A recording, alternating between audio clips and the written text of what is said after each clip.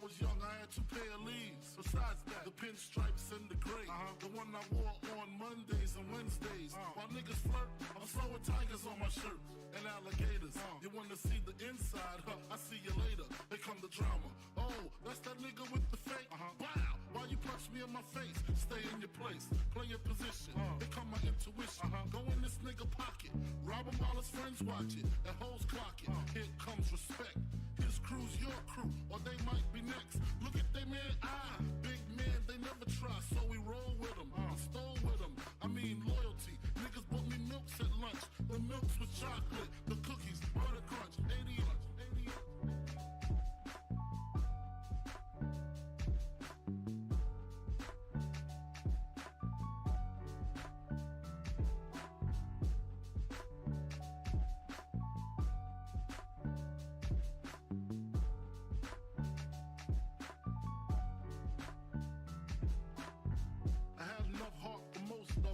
I got stuff for most of them soft.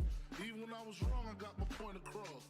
They depicted me the boss. Of course, my orange box cutter make the world go round. Plus I'm fucking bitches ain't my homegirls now. Start stacking, dabbled in crack, gun packing. Nickname Medina, made the scenes, took my Ninas. From gym class to English, pass off for global. The only nigga with a mobile. Can't you see like total? Getting larger in waist and taste. Ain't no telling where this felon is heading. Just in case, keep a shell at the tip of your melon. Clear the space. Your brain was a terrible thing to waste.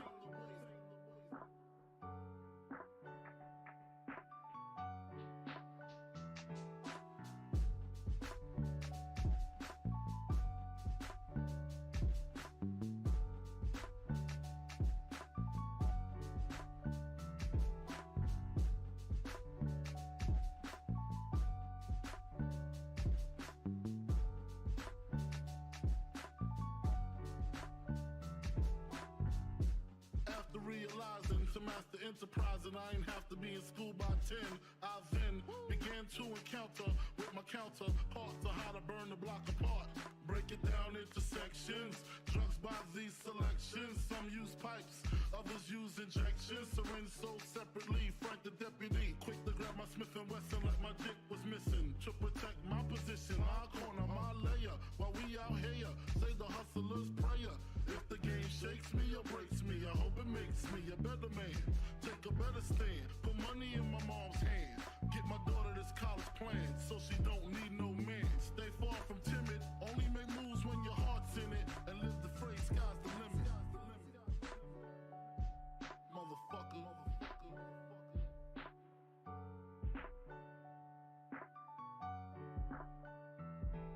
88.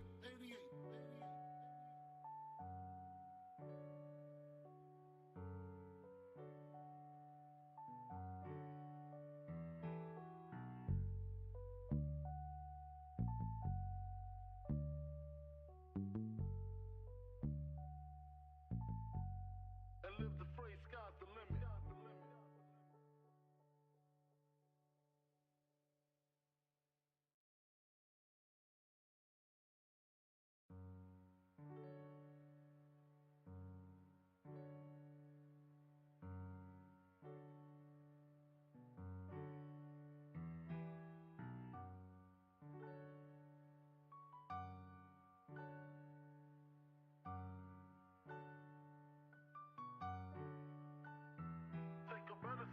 Put money in my mom's hand. Get my daughter this college plan, so she don't need no man. Stay far from timid, only make moves when your heart's in it. And live the phrase, sky's the limit.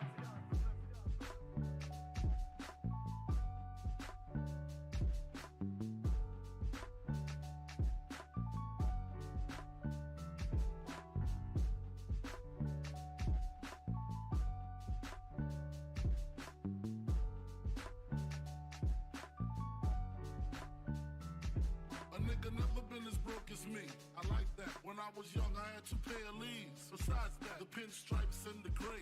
The one I wore on Mondays and Wednesdays. While niggas flirt, I'm sewing tigers on my shirt and alligators. You wanna see the inside? I see you later. Here come the drama. Oh, that's that nigga with the fake. Wow, why you punch me be in my face. Stay in your place, play your position. Become my intuition. Go in this nigga pocket, rob him while his friends watch it. And hoes clock it. Here comes respect.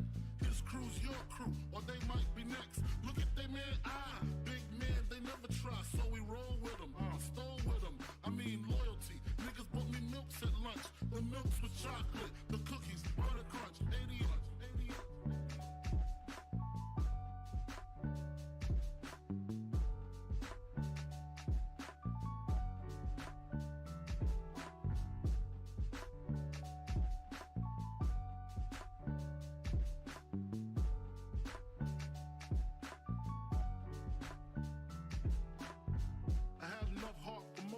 Long as I got stuff for most of them soft. Even when I was wrong, I got my point across. They depicted me the boss. Of course, my orange box cutter make the world go round. Plus I'm fucking bitches ain't my homegirls now. Start stacking, dabbled in crack, gun packing. Nickname Medina, made the scenes, took my Ninas. From gym class to English, pass off for global. The only nigga with a mobile. Can't you see like total? Getting larger in waist and taste. Ain't no telling where this felon is heading. Just in case, keep a shell at the tip of your melon. Clear the space. Your brain was a terrible thing to waste.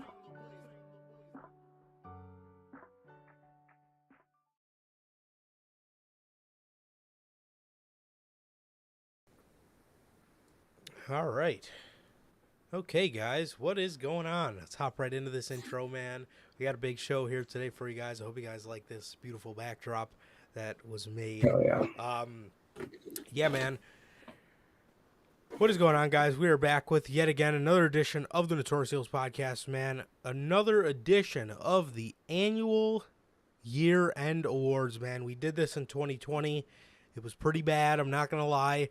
It was just me and Sir K sitting on my bed. You guys watching 2K video gameplay from WWE 2K20, I think, or 19 or something. And me and Sir K were literally flipping through papers, and every time we were getting done, we just threw the papers on my floor. So it was also a mess to clean up afterwards. It was bad. Pretty bad. Last year, man, it was one of the best shows, one of my personal favorite shows to do out of the year. It was so much fun to do, so much fun to talk with you guys about, man, and stuff. So, and this year, we have another version of it, man, and this is going to be pretty epic, man. So, if this is your first time watching, you guys do not know how this show works, man, every Monday we're on here with Notorious Unscripted after Monday Night Raw, and every Friday we're on here at 4 p.m. Central with the news, man. Speaking about this past Monday's edition of Unscripted, man, that is the horrible disaster, the production disaster, whatever you want to call it, of the Swerve in Our Glory breakup and the 2022 year-end award previews, man. We did the previews for you guys, man, to avoid this show from being 3 hours. However, what we realized in hindsight is it just made that episode 3 hours. But we saved a lot of time on this episode.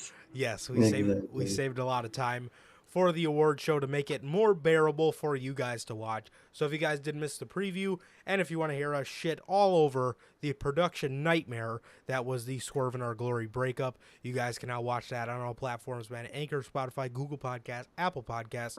And if you want to see it first, again, join us right here after Monday Night Raw every Monday, man. So with that,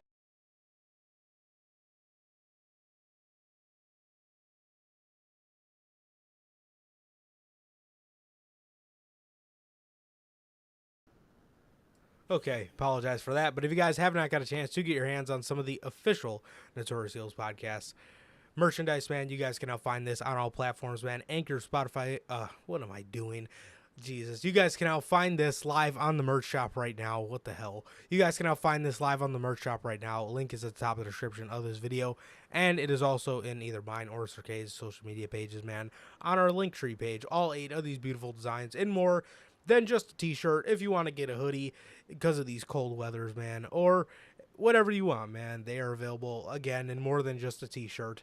Live on the merch shop right now. You got the Chicago flag design, the Chicago skyline design, the base logo design, the Riddler-inspired IWC's Best Kept Secret shirt, the Notorious scratch logo, the only community that matters, the uncrowned kings of the IWC, the Biggie inspired shirt, and the Christmas shirt, man. So if you guys need it for next Christmas, being that this Christmas just passed, you guys can find all 8 of these beautiful designs again in more than just a t-shirt on bonfire.com. Again, link is at the top of the description of this video, and it is also in either mine or Sir K's social media pages, man. So not hard to find whatsoever, man. And with that, man, if this is your first time watching and you guys do not know who we are here at the Notorious Podcast, I am Johnny Mayhem, one half of the host of this very show. And as for the other half, we got my man Sir K here. How's it going, man? It's going good, man. It's going good. Just been chilling out, man. Just been chilling out the normal stuff, man. But usually, Durante's here to ask, how's life? How's family? Life's good. Family's good. What about you, Durante? Whenever you come in, man. What about you, Logan? Bell? How you guys doing? What about you, bro? How you doing? Yeah, man, I'm good, bro. I'm good. I'm a little sick, as you can see. I'm here drinking my orange juice. Hey, there he goes. There he is. Literally a second after. What is going on? What is going on, Durante? As Durante usually asks, man, I'm good. Family's good. And what about you, Durante? And what about you, Logan? What about you, Bell, and everybody else in chat? I know, man. I know we're throwing you guys off. We're here on a Wednesday. We're here on a Wednesday to celebrate the year-end awards, man. But I'm good. I'm good. Otherwise, man, coming down from a little cold. I'm sure you guys could tell on Monday. So, yeah, man. But yes, you know how much we love you guys, man, and you know how much we appreciate you guys being here, even on days that we aren't usually here. We tell you guys all the time, man. But on a real note, bro. And we'll talk a little bit more about this on the New Year's episode on Friday. But man, thank you guys from the bottom of my fucking heart, bro. 2 years ago, we were sitting here talking in front of nobody. You know what I mean? And we loved every second of it. But I just want you guys to know how appreciated you guys are and how much your time is appreciated. Time is so fucking valuable. It's one of the most valuable things in life. And you guys spend a lot of time out of the week watching us and hanging out with us. So from the bottom of my heart, thank you guys for another great year of growth for the podcast. Again, 2 years ago, even a year and a half ago, we were sitting here with nobody in chat. Me and Sir K were almost numb to it, to the point where on my old computer, I couldn't see the OBS. I couldn't see the YouTube chat on my OBS, and I didn't even care because there was nobody in chat anyway. It didn't even matter. Yeah. But exactly. Yes, on a real note, you guys know, Sir K knows how much this podcast means to me, and it is truly humbling. It is truly humbling to see people actually here. So thank you guys so much. You guys already know how much we love you guys, man. Truly. Yeah, man. Thank you guys. Thank you. Absolutely, bro. So yes, how the hell are you guys, man? And it seems like all you guys are doing good, which is great to hear. And yeah, man. Also, one thing we forgot to mention, and I'm so mad at myself that we forgot to mention this. Rest in peace, man, to Mr. Brody Lee, bro. It has been, we should have brought this up on Monday, but it has been 2 years since the passing, and I just wanted to come on here and let everybody know we have not forgotten Brody. We still miss Brody very much, and he was so fucking good. And the sky truly was the limit for him in AEW, man. I think he would have done some great things, and it sucks, but we miss you, and we thank you, Mr. Brody Lee, or Mr. Luke Harper. Whatever you want to call him. Yes.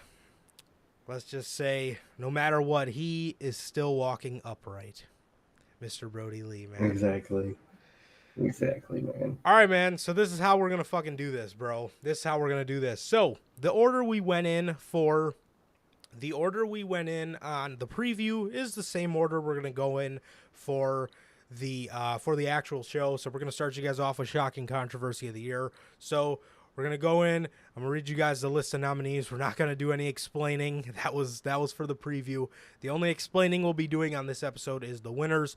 Feel free to question us on our winners if you disagree. It's all good. We know you guys, man, and we know you guys aren't assholes. We're just having some wrestling debates, and it's all cool and dandy, and that's welcomed here. So yeah, man, we're gonna go into that. We're gonna read you guys our winners, and then we are going to read you guys our personal runner-ups. Man, there is 10 nominees, so with that, we didn't want to completely shaft everybody, and we wanted to at least give a runner-up, because last year it was 8, so it was a little bit more decisive, man. But this year, there has been a lot of good shit. This year, honestly, for wrestling, has been such a good year of for professional wrestling, bro. Such a wild year, but such a good year, man. I mean, so many good matches, so many good runs, a lot of good shit happened this year in wrestling. 110%, man.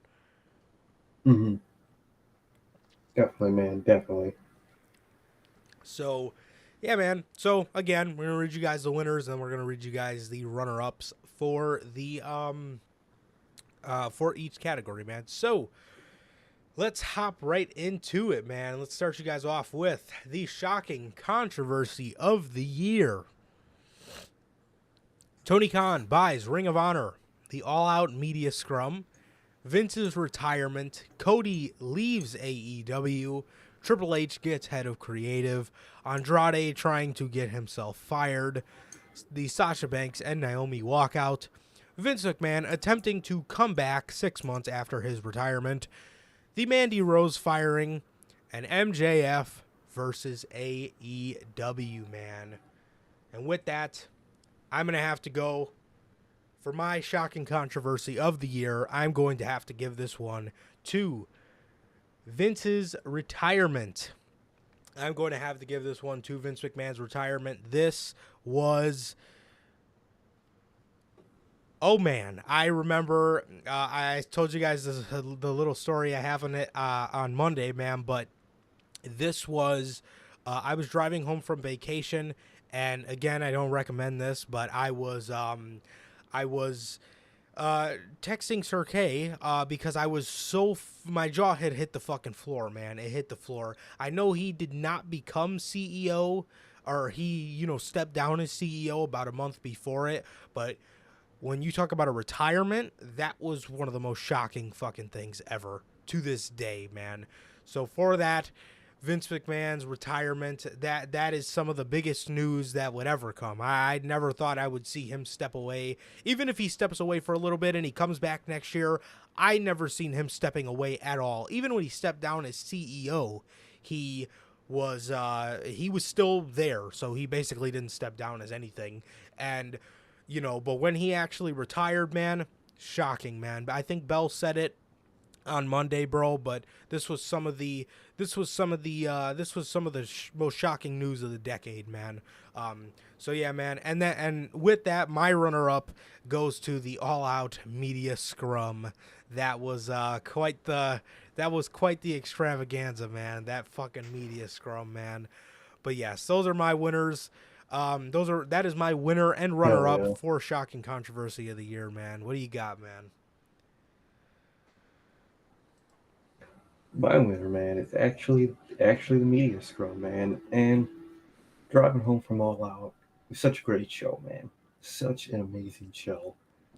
And then our good friend in the back starts playing clips of the media scrum, and I just hear CM Punk just going off about this and that. We get home, we do the review, people are talking about it.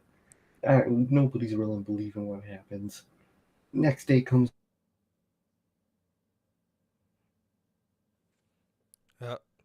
it show that it sparked in AEW was just unbelievable, man. From all the other backstage drama that started up after that to CM Punk being not here at this point still. Now with the Dax Harwood stuff we'll get into on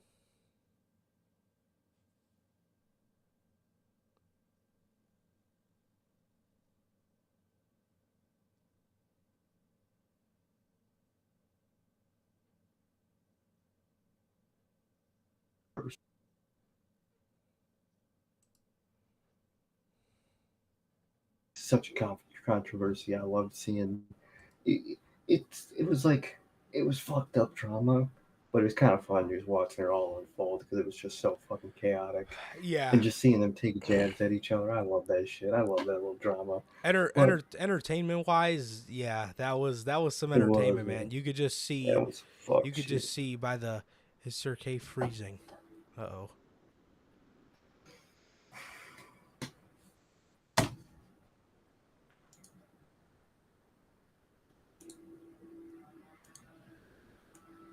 Uh, Internet's good on my Not for end. me. Yeah. Yes. Yeah, definitely a great choice, man. Definitely a great choice. And my runner up, of course, got to go to Vince's retirement, man. Crazy thing. Didn't think it happened, but I hope it stays. Yeah, man. Definitely. Definitely, man. So, those are our winners for the shocking controversy of the year. And yeah, man. Okay. All right, man. Moving on to the failed run of the year. The first nominee is Bianca Belair. And then we go into Damage Control, Edge's Judgment Day, La Facción Ingobernables, Sammy Guevara, Alexa Bliss, Johnny Gargano, Wardlow, Jade Cargill, and Ronda Rousey. And with that, man, my failed run of the year goes to none other than Wardlow. Bro, I said this on Monday. I kept saying this on Monday. Wardlow broke my heart this year, man. I really thought this was going to be the year. I still like Wardlow, you know. I really do. Yeah. I think he's great. But bro, I mean on literally every single aspect, man, Wardlow was supposed to have war pigs. He was supposed to be the savior of the TNT title. He was supposed to transcend his career. He was supposed to be one of the guys that people were talking. Originally, he was one of the guys people were talking about to take the AEW championship from MJF. And what happened? You don't hear none of that Mm-hmm. chatter anymore. You don't hear none of that chatter. He is No. literally God, just no. Wardlow. He is just Wardlow, There. and yeah, and that's the end of it. He is literally just there. He had such an underwhelming reign, and again, it broke my heart, man. And again, I still love Wardlow, but my God, was this year supposed to be his year?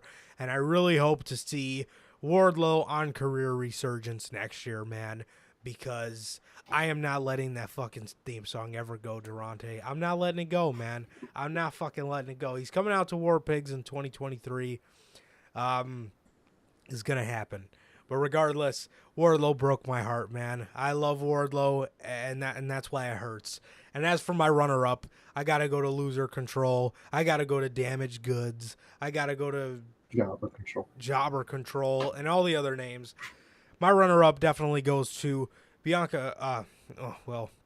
She had a huge part in why they're on the failed run of the year. But my my runner-up for failed run of the year goes to Io Sky, Dakota Kai, and Bailey. Bro. Now, the reason I gave it to Wardlow is because he had a whole year, at least a majority of the year, to do good, and Damage Control did come in July. But, bro, what the hell? What the hell was this group, bro? This group came in, was, everybody was saying, including us, that Triple H was single-handedly revamping the women's division by adding this group, and they proceeded to fucking lose everything that they were put in. And it was an absolute disaster of a year for Damage Control. And this is another group I hope to see on career resurgence next year. But for the year of 2022, my failed run of the year goes to Wardlow, unfortunately. You broke my heart, Wardlow. You really broke my heart this year. And a lot of it isn't your fault. And my runner-up goes to Damage Control. I feel you, man. I feel you, and I feel you so much. My winner for failed run is also Wardlow, man. Dude, he was supposed to be AEW's guy this year. He was supposed to be the guy this year, the breakout guy, the one that fucking takes all the spotlight, and it didn't happen. It happened when he broke up with MJF, Oh and they yeah, turned on him. That shit awesome, was awesome. great start. And then he went on to do nothing, win a TNT title that was already fucked over by Sammy Guevara, and they did the exact same thing they did with Guevara with him. So he didn't save nothing. He needed saving, and just no war pigs. Elaine, you, not even the war pigs for me. It's just they obviously. What my theory is, they couldn't get it. They wanted to and they couldn't. They couldn't get it. So instead of substituting that with another song from that era, or doing something cool with his entrance, they just give him his old theme song back, extend the intro, and call it a fucking day. They just killed the presentation of this man. They That was made the him most important Goldberg. piece they really fit. They did, bro. Like, even with the booking the way it was, it would have not been as bad if he was had a great presentation the whole time. I've been like, all right, the booking sucks, bro, but he's fucking dope. No, not only was he boring, the booking was ass, bro. And I expected so much for Wardlow, man. So much from Tony Khan to not fuck it up, and he fucked it up, man. So I hate to see that shit. And my runner-up, man, gotta go to fucking Failure Control, man. Um, the reason they're There's not my another name number on the one, list. because they, if you look in their run, they're much more losers than Wardlow is on tenfold. But didn't expect a whole lot from Damage Control. I thought they were going to be cool and they were going to be good for the women's division. They just didn't end up being. And the reason they're the runner-up is because they're such losers that it's like they literally have to be the biggest losers all year. Genuinely, they have to, bruh. So that's why they're my runner-up, man. They were really, really bad. They were worse than Wardlow, but I cared more about Wardlow and Yeah. expected more about Wardlow than Damage Control. So that's why they didn't get the win. But they're definitely a runner-up, man. But Wardlow, my winner, man. He better be on career resurgence next year. He better be a part of the men's category next year. I swear to God, he better be, man. And for Damage Control, bro, I don't even know what you do with this, but at this point, just give up with the fucking group. 'Cause just disband them. Wait for their draft and disband them, bro. You failed. There's no bringing that back. You can't reel that back in, man. Failure Yeah. control, jobber control, fucking booking control, something. I Booking don't know. Anyways, they sucked and they're the runner up, man. Absolutely, man. And again, I hope to see both of them because these are two groups that I really think could do some great things. That's Um, that's true, Bell. They don't really do it for me together. They're kind of th- just they three look girls weird together. together. Yeah. They don't fit. Like Io and Dakota Kai could work, but like Bailey in there, For I don't know. me, I'd say split the three up. I'd replace EO with Tegan, Team Kick, Same and Bailey. and I think Bailey, that'd be fire. and I think Tegan Knox always was like Bailey was one of her like inspirations for like her style, Yeah. so it just makes sense.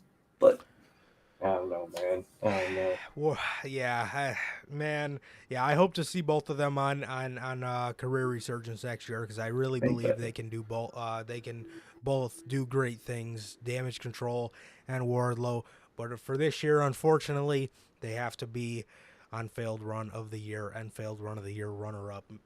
So moving to our next category, man, we have the worst booking decision of the year. We have the worst booking decision of the year, man. These are the honorable mentions. JBL's return and Jade runs through the roster. In other words, Jade Cargill being booked like Goldberg. You know, that was the other thing about Wardlow, man. They pretty much just turned dude into Goldberg. They did not do anything with the Yeah, I guy. fucking hate Goldberg.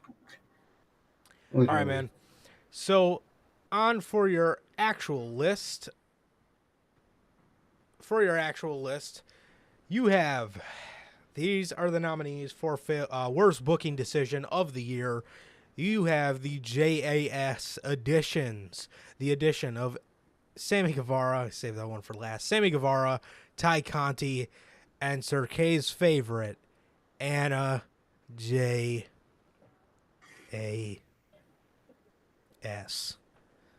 Dude, Bro. whether it's Seth freaking Rollins or Anna J, bro, I hate when they put their fucking nicknames in their real. Oh, I hate it. It's one of my pet peeves, bro. Seth freaking Rollins. Hey, man, it's Seth Ugh, freaking Rollins. fuck out of Um, here. so, the additions to the Jericho Appreciation Society: Roman 2 belts from WrestleMania 38, WWE booking Roman Reigns to hold both world championships just because it looked cool, and 8 months later, it proceeded to fuck absolutely everything up. The Acclaimed lose from All Out against Swerve in Our Glory. Walter changing his name to Gunther. I won't ever get over that either. The Miz, the Miz and Ciampa pairing. Tommaso Ciampa. Orange Cassidy pins Adam Cole, being the first one to pin Adam Cole from Beach Break. Austin Theory's Money in the Bank victory. Bianca buries Damage Control, puts the final nail in the coffin from Extreme Rules. Ring of Honor takes over AEW television, or in other words, image made by yours truly, All Honor Wrestling. And the Dexter and Miz, and you can even insert Johnny Gargano into that. Mr. Wrestling, Mr. Sports Entertainer. Johnny Yeah. Sports Entertainer, that's his fucking new name. Don't ever say that ever again. Dexter and Miz storyline, and which managed to get Johnny Gargano in the fold.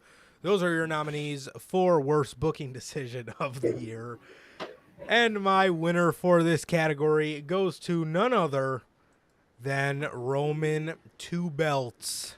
Bro, this fucked everything up to this day. And Vince McMahon literally put the belts on Roman Reigns because he thought it looked cool. He had no plans.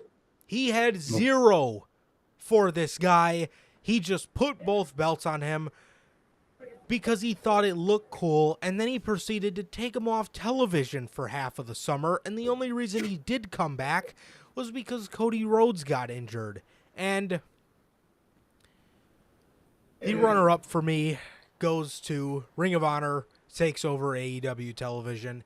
This absolutely ruined majority of AEW television. It bled into so much of the horribleness of AEW TV throughout the year. A lot of the bad booking from AEW television this year. A lot of it does come from AEW stuff, but majority of it comes from Ring of Honor absolutely having a stranglehold over AEW television. Johnny Whistle.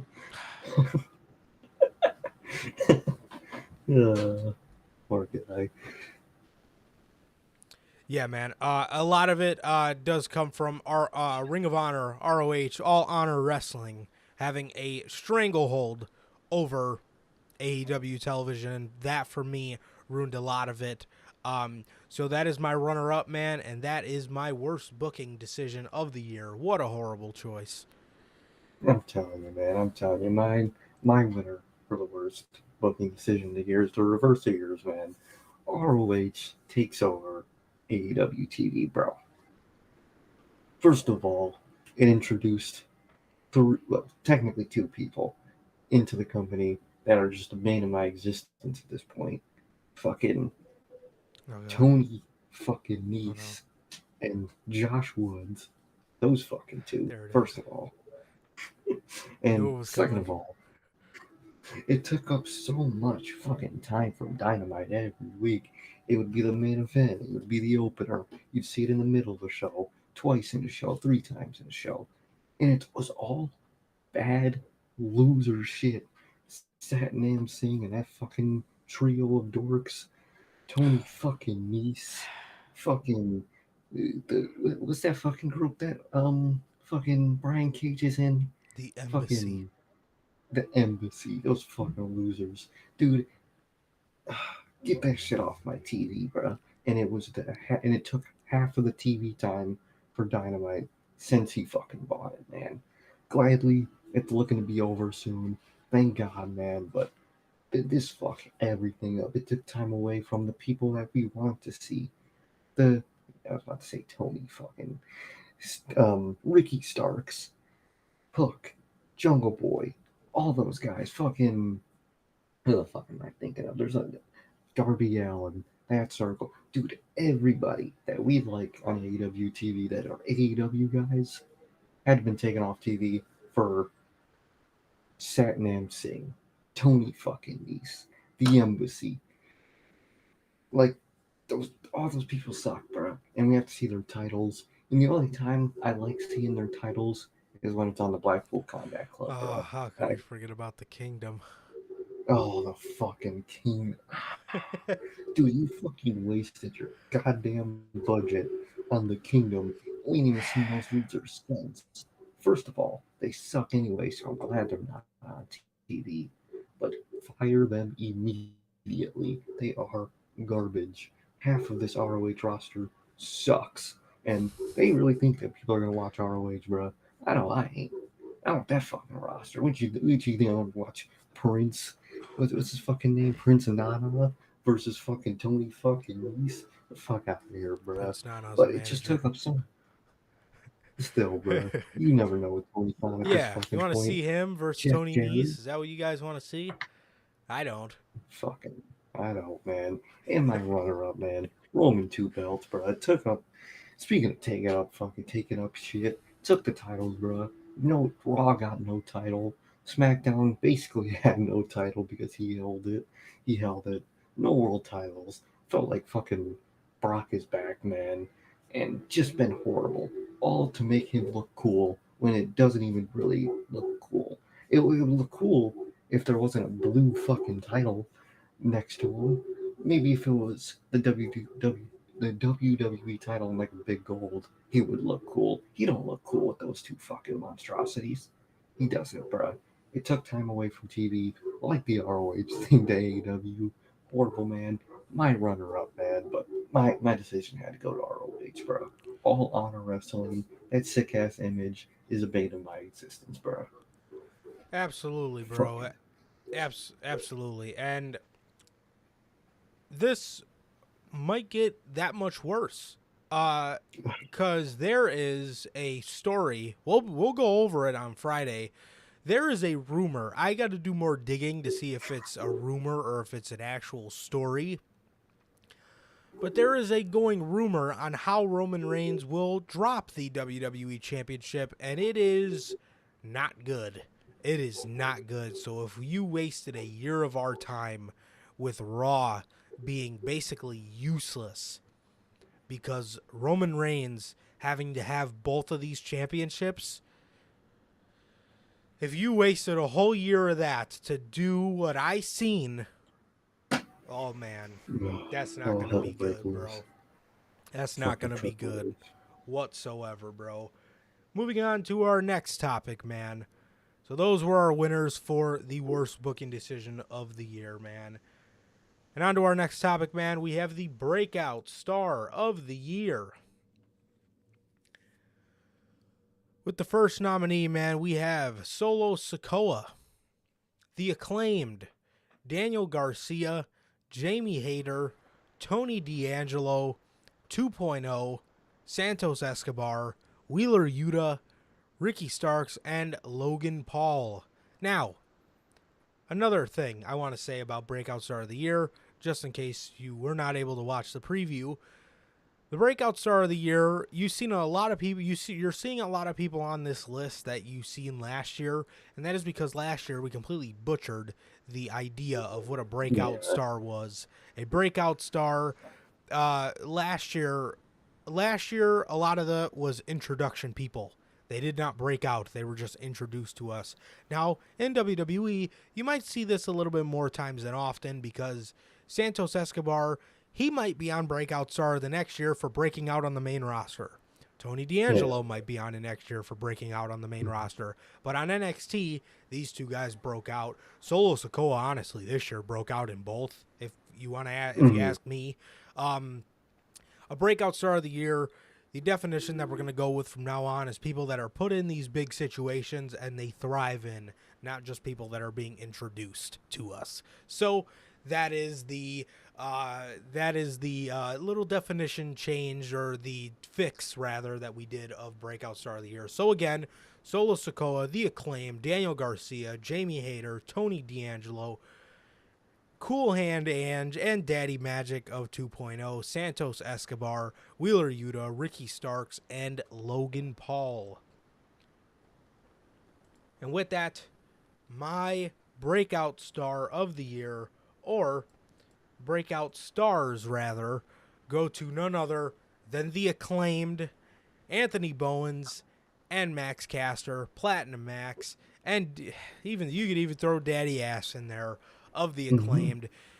These guys were on breakout star of the year last year. That was really more of an introduction year for them. This was their true breakout year. This was the year they really went from losing. Last year they lost basically single-handedly to Sting, against Sting and Darby Allin. And this year they had a match of the year nominee. They had Daddy Ass had a career resurgence of the year. You know, he was a nominee for career resurgence of the year, rather. And they won the AEW Tag Team Championships this year, man. And they became the most over act in the entire company, to the point where a lot of people towards the end of the year shrugged off FTR for The Acclaimed. Yep. That's crazy. And that is the overness of The Acclaim, man. So congratulations to Anthony Bowens and Max Caster of The Acclaim, man, for winning my breakout star of the year. Tremendous year for these guys, and I hope to see them I hope to see them continuously be one of those teams every year that we put on a tag team of the year category, man. And they're headed that way if they stay on this pace, man. Definitely, man. And with that, my runner-up goes to none other than Wheeler Yuta. Wheeler Yuta. Bro, last year, Wheeler Yuta was damn near useless, bro. He was hanging around with the best friends. He was hanging around with Orange Cassidy. He was hanging around in that group because Trent got hurt. So he of all people was the replacement. And he was an absolute dork. This year, they took him away from the best friends. They put him in the Blackpool Combat Club, and you just seen his career transcend through the ranks of AEW, man. There was a point around Double or Nothing, and I seriously still resent AEW for not putting him on Double or Nothing, being at the time he was one of their most over acts. Wheeler Yuta. I remember Durante told us earlier in the year, Wheeler Yuta was one of his favorite professional wrestlers, and rightfully so. He was having banger matches, whether it was on Ring of Honor, whether it was on AEW television, whether it was in a singles, whether it was with the Blackpool Combat Club. My man's knocked it out of the park, and therefore rightfully earned himself the runner-up for the breakout star of the year, man. What a year for Wheeler Yuta and The Acclaim, man. Those are my winners and runner-ups, man. Definitely, man. My winner, man, also goes to The Acclaimed, man. I mean, they were we liked them last year, and a couple other people did, but and they got good pops and they got cool reaction, man, last year, but nobody really cared about them last year, man. And then this year, man, as the winner implies, they broke out, man. They started getting hot. They got Daddy Ass, which was just hilarious, bro. And they started the scissor thing, which just took off in its own right, man. It's just dope. It's just dope, man. You love to see a rise like that, man. Especially with the reactions of that match all out, man. You don't get that shit normally, man. That was just a once in a career opportunity, and it happened, man. And The Acclaimed they're awesome, bro. I love the Acclaimed. Everybody loves the Acclaimed, and they're just cool. They're fun, and they're genuinely great in the ring. They can tell great stories, man. It's just been an amazing breakout for me. And my runner-up, man, none other than Ricky Starks, man. I do love Yuta. Yuta is great, man, but Ricky Starks, man, he's my runner-up because I didn't think he could ever be this good to me. You know what I mean? I used to hate this dude when he first started in AEW. I thought he was just bland, annoying, and not that good. And now he's one of the best, one of my favorites, man. He's fucking great. Love Ricky Starks, man. I love what he did with Hobbs. I love what he's doing by himself, and I'm so glad they're actually keeping up with him so far. Thank God, man, because with the feud they put the Acclaimed in recently, it's not looking the greatest for the Acclaimed for their path, man. But amazing rise this year, and you don't see that shit anywhere else. Like you said, they took the popularity from FTR, bro. How do you do that, bro? They did it, man, just because they're that cool and fun. My winner goes to the Acclaimed, man. My runner-up to Ricky Starks, man. Absolutely, man. Those are two great choices, man. That is two great choices. How do you feel about this, man? Logan says Wheeler unfortunately fell off for me. They definitely did have a bad period where they focused a lot more on Daniel Garcia, but I think it's Yeah. starting to look up now. Yeah, I think with the exit of William Regal, I think William did a lot of good to almost kind of put a lot of the focus back on Wheeler Yuta, Mm-hmm. by letting the guys know to, make sure that he becomes one of the best professional wrestlers ever, and I Mm-hmm. love that. And yes, Wheeler had a great year, man. Wheeler had a great year. He did have a bit of a down period, so I definitely see that. But unfortunately in AEW, that's what happens more times than not. And next, man, we're going to talk about the moment of the year. Moment of the year, man. These are your honorable mentions. MJF's villain origin from Dynamite on February 23rd. Cody reveals his torn pec from Hell in a Cell. Uncle Howdy physically arrives to save Bray Wyatt from SmackDown on December the 16th. William Regal's farewell address to the BCC from Dynamite on December the 8th. MJF and William Regal's promo from Dynamite October 18th. And Sami Zayn gets christened the Honorary Oos from SmackDown August 23rd, man. And with that, these are your nominees for Moment of the Year. This is your official list, man. We have Wardlow's turn. Wardlow turns on MJF from Revolution. Uncle Howdy reveals himself, the ghost of the man who killed the world promo. I would put that, but it was way too long. MJF's pipe bomb from Dynamite on June 1st. Cody Rhodes comes back to WWE. Oh, by the way, the Uncle Howdy thing is from SmackDown on October the 28th. Cody comes back to WWE from WrestleMania 38. Jey Uso accepts Sami Zayn into the Bloodline from Survivor Series War Games. Ricky Starks' star-making promo from Dynamite on December the 9th. The Step Up or Get Stepped On promo from Mr. William Regal himself from March 9th. In other words, the formation of the Blackpool Combat Club, the first promo. CM Punk's first AEW title win from Double or Nothing. Wheeler Yuta proves himself to the Blackpool Combat Club from Rampage April the 8th. And the We Are Chicago promo from none other than CM Punk from August 31st, man. And with that, my winner, and Logan says it here, this took me so long to come up with a winner for. My winner for Moment of the Year goes to none other than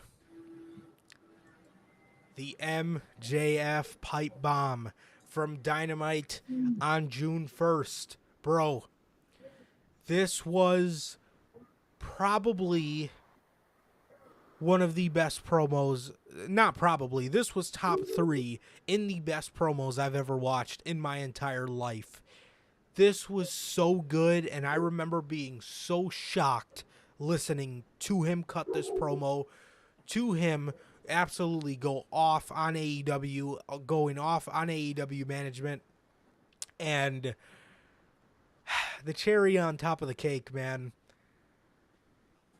Calling Tony Khan a fucking mark and telling and screaming at him to fire him live on television. It doesn't get any better than this, man. This is the modern, I don't give a fuck what anybody says. This is the modern CM Punk pipe bomb. This is one of the best pipe. This is going to be one of the pipe bombs of the decade. Mm-hmm. Definitely, man. And that is why it got, not pipe bombs of the decade, one of the promos of the decade, rather.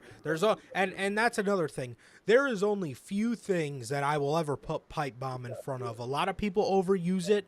I could tell you in this situation, that is not an overused term. That was a fucking pipe bomb. That was one of the best promos. By the time I'm ready to croak, that will be one of the best promos that I will probably have ever seen in my lifetime, and I'm stamping my name to that. That was magic on that night, man. And my runner-up goes to Cody Rhodes coming back to WWE from WrestleMania 38. So this was interesting, man. This was interesting. So we're not actually talking about the return itself. We're not talking about the return itself, man. We are talking about just the moment in itself of Cody Rhodes coming back to WWE. Usually we don't put stuff like returns on here because we like to save moments for more of things like a promo or something like that, or like a title win or some kind of moment. But Cody Rhodes, the principle of Cody Rhodes just stepping back into a WWE ring is the moment in itself. So this wins runner-up for me. Again, this I believe I tweeted it out at WrestleMania, man.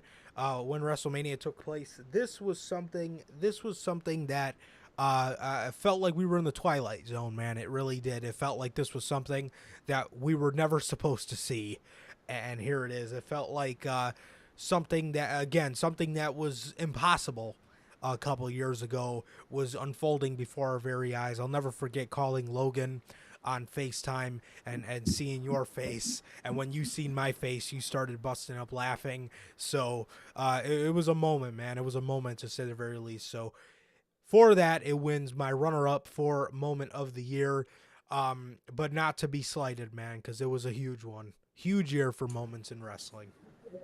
Definitely, man. Huge year. And my winner is the same as yours, man. That MJF pipe bomb. She was nuts, bro. She was nuts. You don't see promos like that. No. Like, ever. So it was just crazy, man. It was just crazy. It was awesome. Seeing a man go off like that from what at the time I could have easily seen as being 100% true. Everything you were saying. I think in retrospect there's definitely truth to it. But now, with the retrospect of him being back and how he's acting, I think there's a little bit of the work you spice in there, definitely, man. Because, I mean, Tony Khan, you can't just let your fucking employee go out there and call you a fucking mark on live television. That obviously was, okayed upon. But, man, there was definitely frustration in MJF at the time. And that just fed into it, man. And it was just fucking awesome, man. Who else can call their boss a fucking mark on live TV? Ask him to fire you, and later in the year you win the world title, bro. Only MJF, man. He truly is one of the best, bro. One of the future guy, if you ask me, man. And you just love to see it. So it had to go to the MJF pipe bomb for me, man. It was something I remember to this day in detail, man. And my runner-up, it's gotta go to Cody, man. Okay. I didn't believe it. Even while it was happening, I couldn't believe it, bro. Seeing those those Trons and seeing that little Bro. fucking floating 3D graphic of his logo was just like, I didn't believe it. I didn't fucking believe it. Seeing the fucking rise from the Cody Vader, that shit was fire, man. That's crazy looking back. I was kind of annoyed at the time, and I was laughing at his ass, to be honest, for the decision he made. And if Vince wouldn't have stepped down, we would have been right in that fucking decision that we fucking shitted him on. But I think with Triple H, it can work out well, man, and I hope it does. And that moment was just it was the Mania moment of the year, man. That's what people remember Mania for, is Cody coming back, man. Absolutely. And Logan, that is an absolutely awesome reason to have CM Punk's first world That's title some win real as your shit. moment of the year. That is awesome. I And respect that. you will cherish that moment for the rest of your life, my brother. Truly, 100%, man. bro. 100%. Um, yes. So, yeah, man. Yeah, that was insane, man. That was insane. Yes, Cody Rhodes coming back. Cody Rhodes coming back to WWE was a moment that, again, like I said, it felt like something impossible that we were never supposed to see was happening before our very eyes. So that made it crazy, man. That made it crazy. And with that, let's move on to the letdown of the year.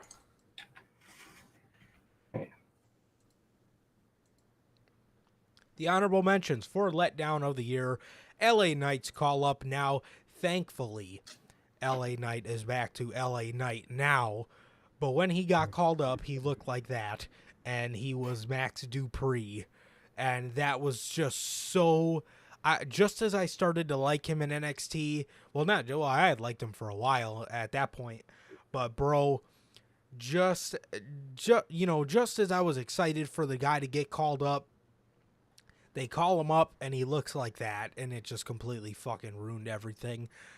Drew McIntyre loses at Clash at the Castle. Man, I was watching this back the other day.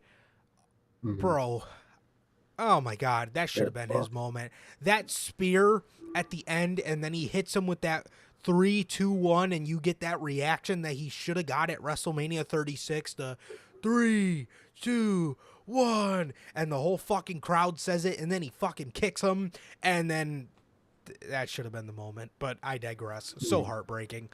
And the Ruby Soho booking. Ruby Soho was supposed to be the first TBS champion, but lo and behold, Tony Khan has got a hard-on for Goldberg and wanting to make people like Goldberg. So insert Jade Cargill, somebody who can't wrestle, getting an undefeated streak. So regardless, and then she had a chance to win the Owen, and she would have been the perfect person to do so, and they gave it to Britt Baker. Just so upsetting to be a fan of Ruby Soho throughout the year, man. For things that are unfortunately not her fault, man. But she is somebody I hope to see on career resurgence next year. And same with LA Knight, man. It's a little too late in the year to do a career resurgence for him this year. But if the plans are anything of what we're hearing for him in Money in the Bank, I hope to see him on a men's superstar of the year or a career resurgence next year. But on for the actual list for letdown of the year. Bobby Lashley versus Brock Lesnar from the Royal Rumble, the All-Atlantic Championship. No War Pigs for Wardlow. There is a reason I put a picture of him handcuffed to that. The TBS Championship, Undisputed Era in AEW, the Dynamite Overrun dud, women's wrestling in general across both companies, CM Punk's AEW departure, the awful men's Royal Rumble match, let alone the pay-per-view, and Wardlow's rise. Yes, Wardlow makes the list twice. Damn. And with that, my winner for letdown of the year goes to none other than CM Punk's AEW departure. Bro, I remember waking up, man, and I remember the day after waking up from All Out, we knew that they got in a fight. Or no, we didn't. No, we didn't know. We knew that CM Punk went the fuck off. Nobody knew if it was a work or a shoot. And I remember waking up the next morning and you told me that he punched one of the Young Bucks. We all now know that to be Matt Jackson. But he punched one of the Bucks, and from there it was downhill, and that all culminated to hearing the news that CM Punk is likely to be finished with All Elite Wrestling, and it was so heartbreaking, and it was such a letdown because all of his stuff on screen was so fucking good. Minus that little John Moxley hiccup where he like lost the belt to him in a minute. Minus that, it was so fucking good, man. I mean, you think about the feud with Darby, you think about the feud, you think about the feud with Eddie Kingston, you think about the feud with MJF, you think about the feud with Adam Page.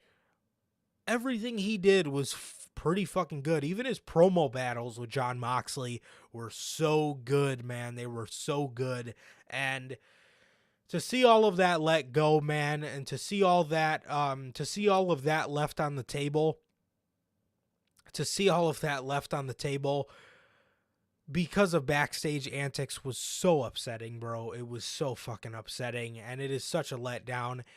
And for anybody that has watched me through the year, you will know my runner-up easily goes to No War Pigs for Wardlow, bro.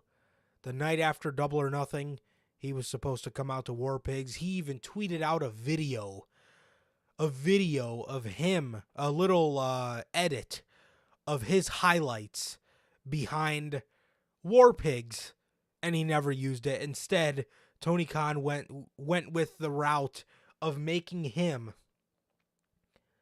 the Goldberg. He tried to make Jade Cargill and Wardlow his Goldbergs for each division. Bro, get over it.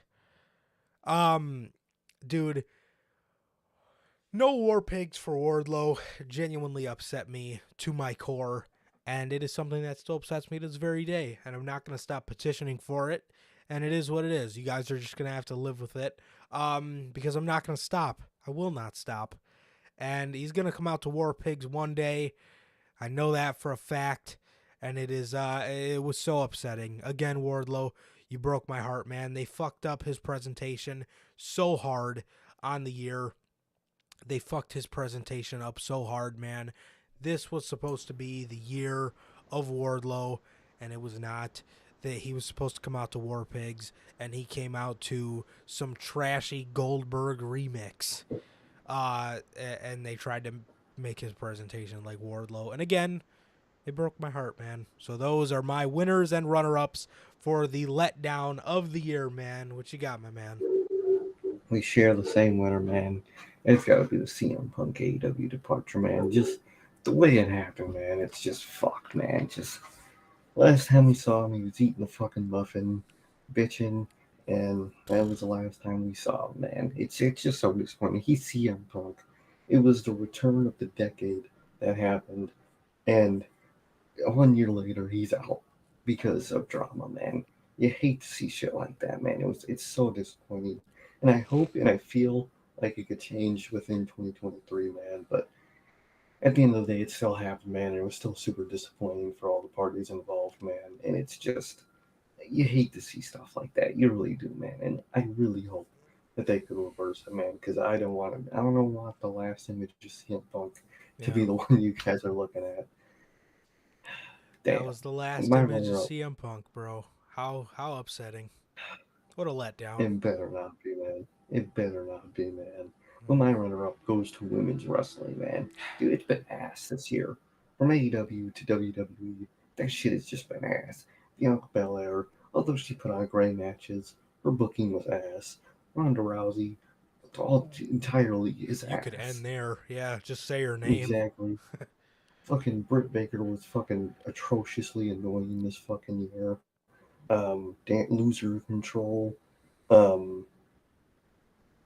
All that shit, man. All that shit. So it's gotta go to women's wrestling, man, as my runner-up, man. But although I think it is looking up, and I'll make a bold prediction and say that 2023 AEW will have better women's wrestling than WWE, which some might never think would happen.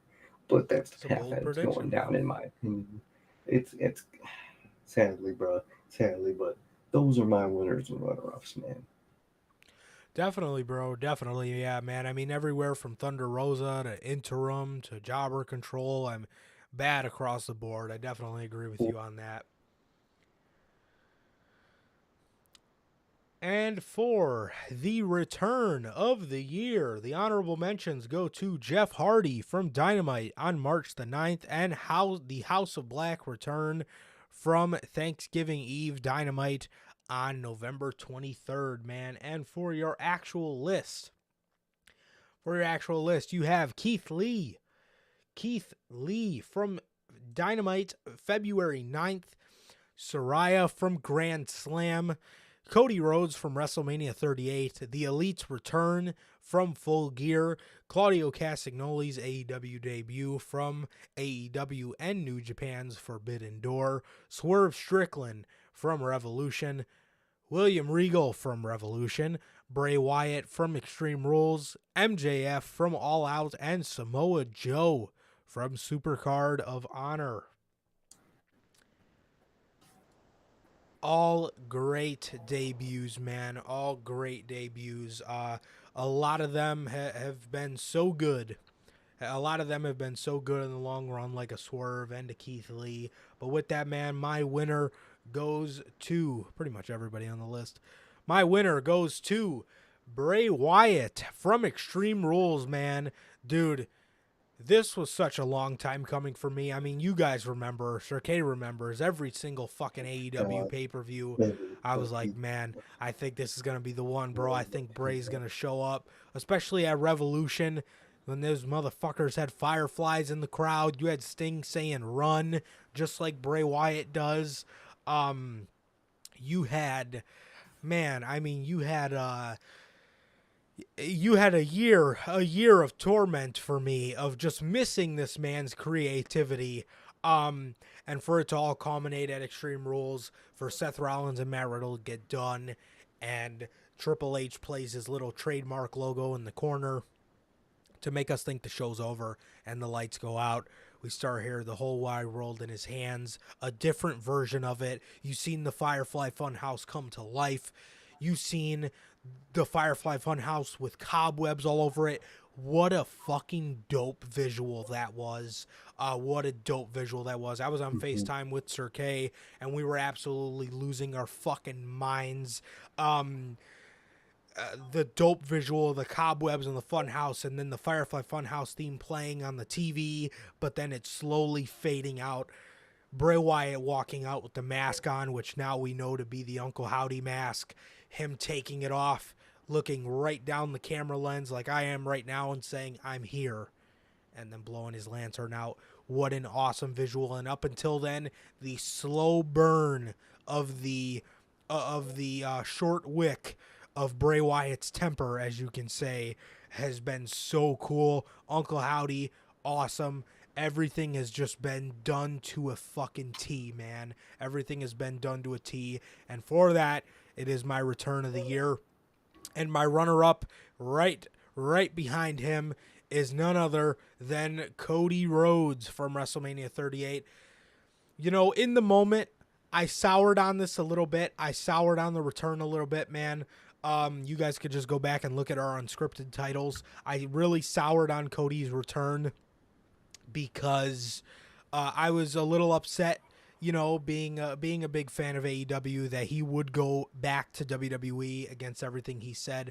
But once you get your head out of your ass and you look at things for what they really are, this return has been fucking awesome, man. This return has been awesome. He's coming back to tell a beautiful story, and I hope WWE lets him tell that beautiful story, and it is going to be an awesome one. He put on a trilogy, one of the trilogies of the year, along with FTR and the Briscoes with Seth Rollins. Definitely one of the best trilogies out of the year, and it has been great up until this point, along with the return itself of seeing those Trons, seeing the look on Seth Rollins' face, seeing the crowd go nuts, hearing his theme song play, seeing him just like he was in AEW. It was the whole 9 yards. And it has been great, man. It has been great for sure. So that is why Cody Rhodes lands my runner-up for Return of the Year, right next to the actual winner, none other than Mr. Bray Wyatt himself, man. Definitely, man. Definitely. And I have the reverse, man. My winner, man. It's Cody, man. And that shit was just crazy. It was unbelievable. It was crazy. The return itself was nuts, like I said earlier, man. From seeing the Trons and that fucking those godforsaken CGI monstrosities that they put on your fucking screen, hearing that theme song, coming up with Cody Vader, man.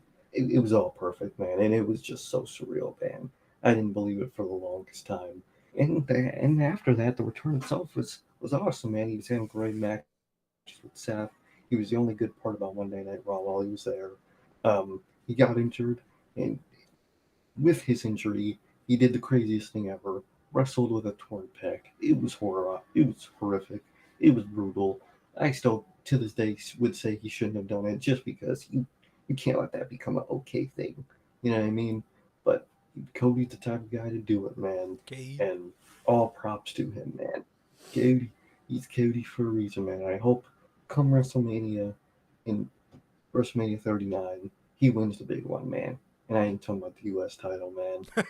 And my runner-up, man, has to go to Bray Wyatt. I mean, it's a Wyatt return. I mean, it was gonna no matter where he returned, it was gonna be either the winner or the runner-up, man. And it's awesome, man. It really is. The return itself was really awesome the way they did it, and I overall like this storyline, man. It could go either way. It could go south. It could go great. I hope it goes great. So we'll just see how it plays out, man. But it was a great return. Definitely my runner up. But that Cody moment had to be my winner, man. Absolutely, absolutely. Both great returns. I don't. I try not to use this word a lot. I know sometimes I do, and and I slip up and I say this word, but then I take it back right afterwards. Epic. I remember I said Mm-hmm. Gallows and Anderson's return was epic, and I took it back right afterwards because sometimes you slip up and use words that you don't actually mean to use for a situation. And I can genuinely say wholeheartedly though that these two returns are the embodiment of an epic return. I mean, this was awesome, Mm-hmm. both of them across the board, and yes, I am very glad that we got our head out of our ass for the Cody situation, man, because it has been awesome. Definitely. And Mm-hmm. next, we are going into Show of the Year. We're starting off with Revolution, Double or Nothing, Forbidden Door, All Out, Full Gear. For the AEW side and for the WWE side, we have WrestleMania Night 1 only, SummerSlam, Clash at the Castle, Extreme Rules, and Survivor Series. Notice 4 out of the 5 shows have been Triple H produced. Do not come back, Vince McMahon. Those are the nominees for Show of the Year, and my winner for Show of the Year goes to none other than Revolution. Revolution was such a stack show from top to bottom. This show has everything I was looking for on it. And it's crazy that this was their first show of the year, man. This was their first show of the year. And to me, it was the best one, bro. This one had Jericho versus Kingston in the open. Jericho versus Kingston in the open. This one had the dog collar match with MJF and CM Punk. This one had Adam versus Adam, Page versus Cole for the AEW World Championship. This one had that 6-man with Darby and Sting and Sammy Guevara. That was fucking fire. The ladder match, the grab the brass ring ladder match, and who can forget the triple threat, Red Dragon versus Young Bucks versus Jurassic Express. This show from top to bottom, minus the AEW women's match with Thunder Rosa and Britt Baker, was fucking incredible. This was an amazing show. This show actually featured probably the only Jade Cargill for the year, the only Jade Cargill match for the year that I liked, the one with Ty Conti. I said this on Monday, I have not seen her improve since. Not to mention, We got the debuts of Swerve and William Regal on this show, and we also seen Jon Moxley versus Bryan Danielson. What a complete show was Revolution. And the runner-up for me goes to one of the best WWE main roster shows I've seen in a very long time, Clash at the Castle. This had 2 nominees for Match of the Year on it. This had Roman Reigns versus Drew McIntyre, one of my favorite matches out of the year, and one of the best IC title matches I've ever seen, probably the best IC title match I've ever seen in my entire life. Walter versus Sheamus. What a fucking awesome show. This also had Seth versus Matt Riddle. This had a Damage Control match that they actually won. This had the tag team match with Edge and Rey Mysterio versus the Judgment Day. What a fucking bonkers crowd that was for Edge, bro. I mean, that was amazing. That was incredible. What an awesome show. And hats off to WWE for putting on a great show. One of the best WWE shows I've seen in a very long time. Most likely ever, to be 100% honest with you. Such an awesome show, bro. Those are my show of the year and runner-up for 2022, man. Who you got? Hell yeah, man. My winner, it's got to go Full Gear, man. Just amazing, man. Amazing through and through. Besides that Jade Cargill match, every match on the main card was awesome, bro. It was either great or just good, man. From the Fatal 4-Way with Chris Jericho, man, that was really fucking good. Really fun. Really awesome, bro. The triple threat of Joe, Hobbs, and Wardlow was fucking amazing. Soraya's first match back in what was it, 5 years? 2017. Yeah, 5. How many years? 5. 5 years. Soraya's first match in 5 years, although it was against Britt Baker, it was awesome, man. Bro, the Elite Return, their first match against Death Triangle, man. Shit was heat, bro. Loved seeing them return, man.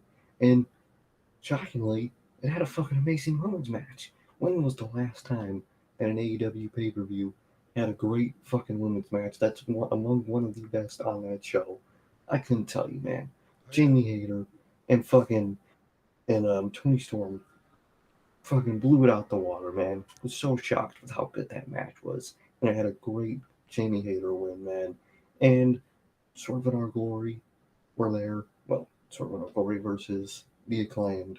Amazing match. Great way to end that feud, man. And then MJF winning the world title, man. Come on, man. Come on. Through and through. My favorite show for AEW, man. And my runner-up, man. It went to Revolution, man. I really liked Revolution. Definitely think it was either, to most people, the first or second best. To me, it was the second best. Great matches, man. Yeah. Great moments. The only good Jade Cargill match I've ever seen. In all around a great show, man. I understand why you put it as your number one, man. But my number one had to go Full Gear. No question about that. Can't hate you at all for that, man. It was a fantastic show. Moving on to the most controversial topic, man. Match of the year.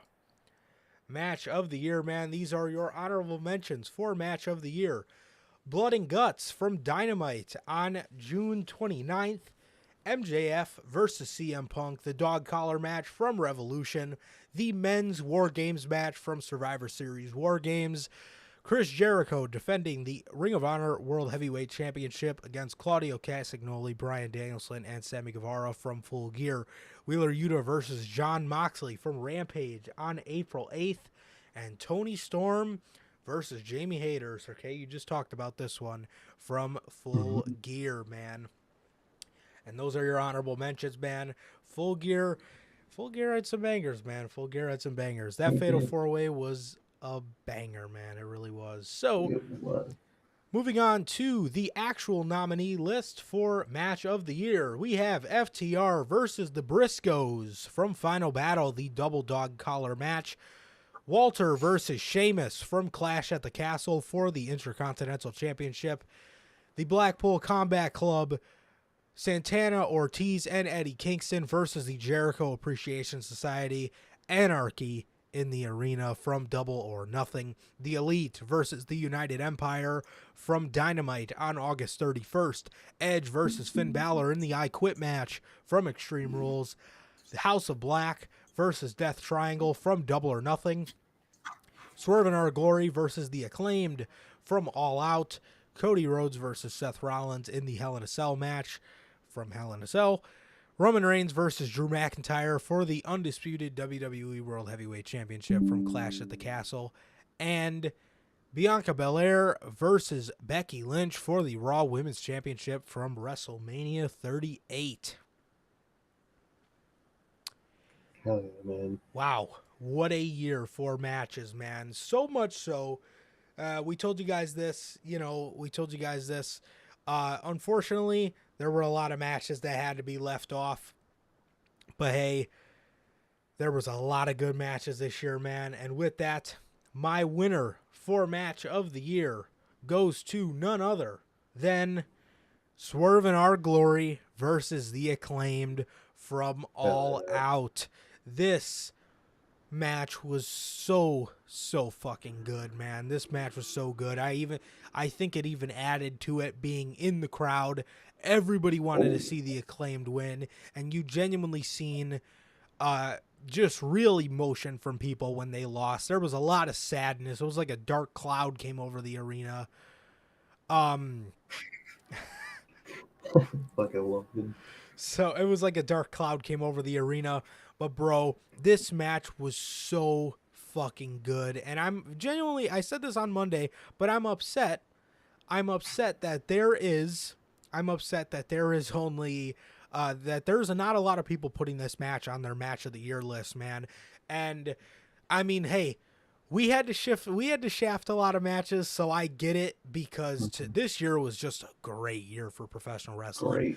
Great. Yeah. But for our personal favorites, man, this was the list me and Sir K came up with, man, of matches that were not only good, but matches that we were also emotionally invested into. That is another key component for match of the year. And bro, this match had everything in it, man. Dude, the countless kickouts from The Acclaim were so fucking good, man. Daddy Ass trying to rally them on. Max Caster picking up Keith Lee like John Cena used to pick up the Big Show for the Attitude Adjustment.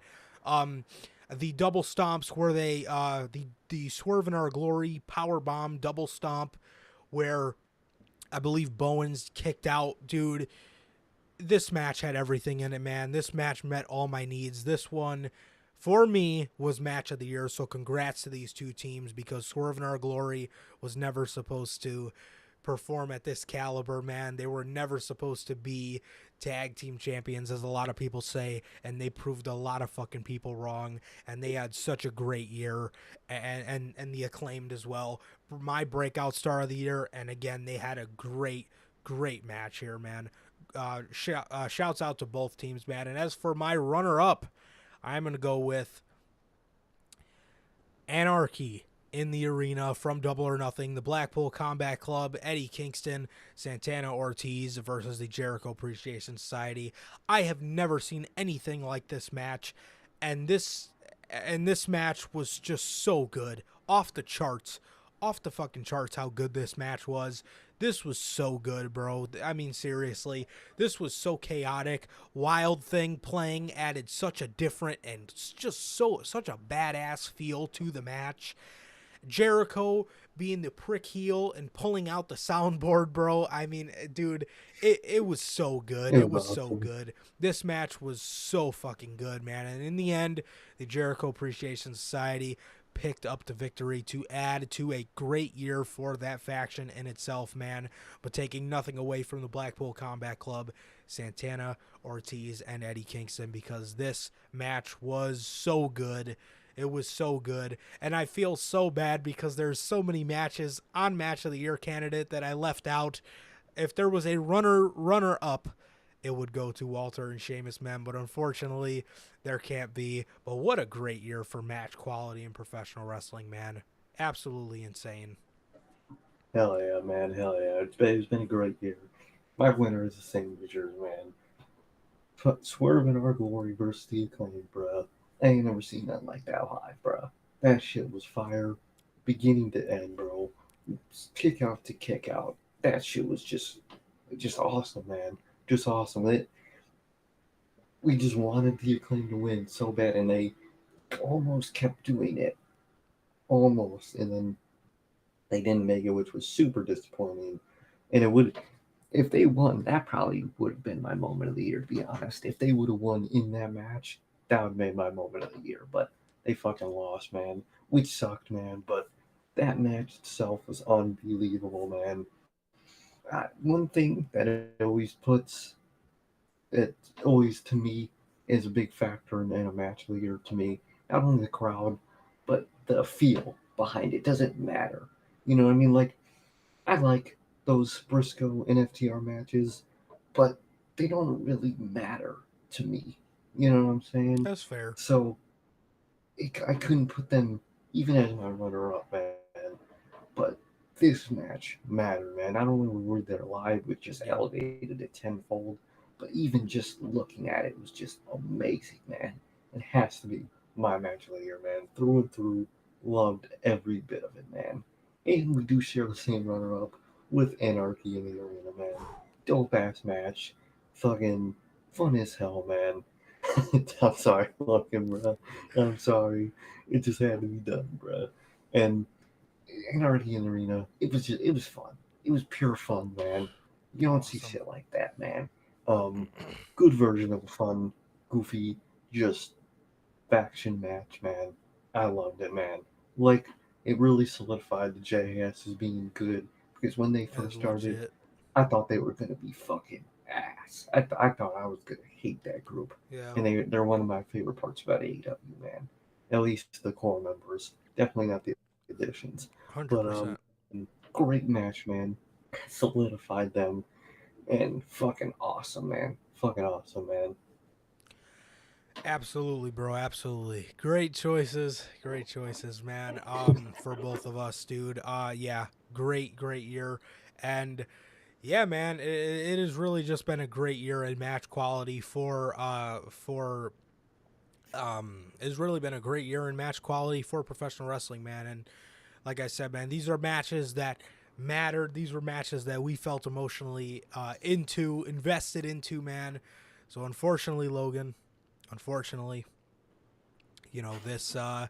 Unfortunately, they couldn't win. They couldn't win. FTR and the Briscoes couldn't win. But to be honest, man, those matches are great. I watched all of them. Don't get me wrong, but I didn't feel emotionally into them. Like especially even with this Acclaim match, man. No, We you know, me and you've loved the Acclaim for a long time, man. So yeah, and arguably beat to beat, some of these other matches could be better, and I could probably even say are better than this match.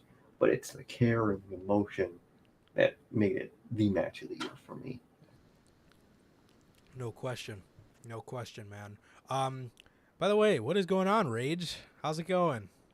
Thank you for stopping by. What's up, Rage? Well, how was that live event? Saw you went to a live I event. I see hope you you had went to that fun. live event, man. I hope you had fun. I hope you had fun. It's crazy. I would need to ask, when was the last time you went to a WWE live event? Because, man, for us, it's Shit. been 2019. It's been 3 years we went to a WWE event. Whew. Fucking War Games 2019. God damn. Hey, the way this Yeah, company's mental going, man, ambitious. they lower some of them ticket prices. You might catch us at one of them.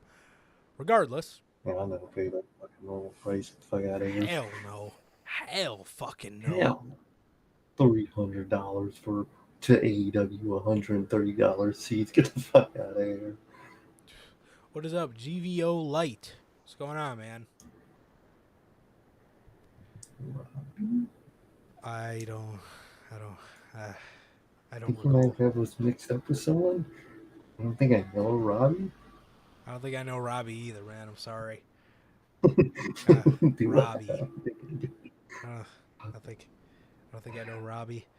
Um, regardless. Anyways, next we're moving on to career resurgence of the year, man. These are your honorable mentions for career resurgence of the year. We got to give it to Bray Wyatt and William Regal. These are your 2 honorable mentions for career resurgence of the year, man. Now moving on to the actual list. Career resurgence of the year. The first nominee goes to FTR, Rhea Ripley, Sheamus, Cody Rhodes, Daddy Ass, Billy Gunn, Sami Zayn, Claudio Castagnoli, Chris Jericho, Keith Lee, and Finn Balor. Man, a lot of great career resurgences this year. But with that, the career resurgence of the year for both of us is unanimous across the board, because it goes to none other than the GOAT himself, Chris Jericho. We all know, bro, Chris Jericho unanimously, for me, wins career resurgence of the year. Bro, Chris Jericho had such a shit run last year, bro. He had such a bad year last year. The matches sucked. The storylines dragged. It was just shit. I remember last year he started his feud with Eddie Kingston too, where he tried getting his GFY catchphrase over. Go fuck yourself. How bad did Chris Jericho have it last year? Now, I see you guys saying Sami Zayn and Finn Balor. The reason they didn't get it for me is because these guys, although they had a career resurgence, they had great career resurgences. Finn Balor, we said on Monday, when he lost the U.S. title, everybody was calling for the guy just to be released so he didn't have to sit around in a cesspool of nothing. Sami Zayn, we were all saying, should have went to AEW in the beginning of the year. What was it this year? Was the GF? Well, I know he started his feud with Eddie at the end of last year. I know that for a fact, but then they both got injured. So it could have been postponed to this year. But, dude, Chris Jericho. Oh, no, sorry, that's not what I was saying. Sami Zayn and Finn Balor, their runs to prominence really started midway through the year. So that is why they didn't get the of the year thing for me, because one of the hardest things about doing this is looking at the year in an entirety, right? So you have to put your mind back into how you thought in February and stuff like that. So, but for me, unanimously, this goes to Chris Jericho from top to bottom. Fucking fantastic. He had one of the great matches of Revolution with Eddie Kingston. He had my runner-up for match of the year with Anarchy in the Arena. He formed the Jericho Appreciation Society, which has been fantastic. Even with the additions, he has managed to make it fantastic, and he has managed to somehow, some way, spin 7 plates at once. And as he says, man, and it is just, bro.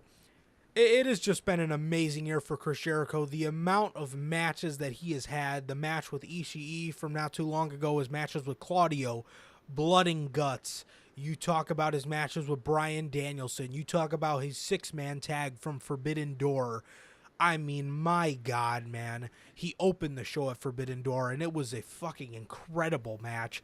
Chris Jericho, he became the Ocho this year, and he is my Uno for career resurgence of the year, man. What a tremendous year for Chris Jericho. And I hope he has just as great as a year in 2023 as he had in 2022. Excellent across the board. And to think that this guy is over the age of 50 is wild, man, because he wins, for me, career resurgence of the year. And my runner-up goes to none other than Cody Rhodes, man. Cody Rhodes wins career resurgence runner-up because, for those of you who have been watching us for a while, I hated Cody Rhodes last year. Cody Rhodes just... I didn't know if I was watching Cody Rhodes or MLK every time this fucking guy came out to the ring, man. I mean, This guy, man, I mean, this guy was just so he just tried to play the good guy act so hard, and it just came off so unnatural and so awful. And this year, it was a complete 180 from the jump, man. Even his stuff in AEW, his Beach Break ladder match with Sammy Guevara was one of the great ladder matches of the year. And then his promo before that, calling out the developmental and all that. Dude, such great shit. And then the return at WrestleMania, won runner-ups on both of my categories, man, and even actual winners on Sir K's categories, man. So it has just been a great year. He had one of the trilogies of the year with Seth Rollins, one of the great trilogies out of the year, and it has just been fantastic. It has been a fantastic year for Cody Rhodes, man, and that is why he gets my runner-up for career resurgence of the year alongside Chris Jericho, man. Definitely, man. Definitely my winner. Same as yours, man. Chris fucking Jericho, man. I mean, bro, he had such an abysmal year last year, but this year, man, was fucking amazing, man. From the matches alone would put him on this list, but his booking, he booked himself great this year, man. The JAS is 10 times better, in my opinion, on the inner circle, man. At least it's core members. Obviously, like we keep saying, the additions blow, but that I don't even fucking count them at this point. But man, JAS is awesome. Oh shit. Oh yeah. I had to put the mic closer. My bad. My bad. I didn't realize it was crossed that way. My bad. But fuck man. I mean, it was just a great year for him. It was just a great year from the matches to the faction to the booking, man.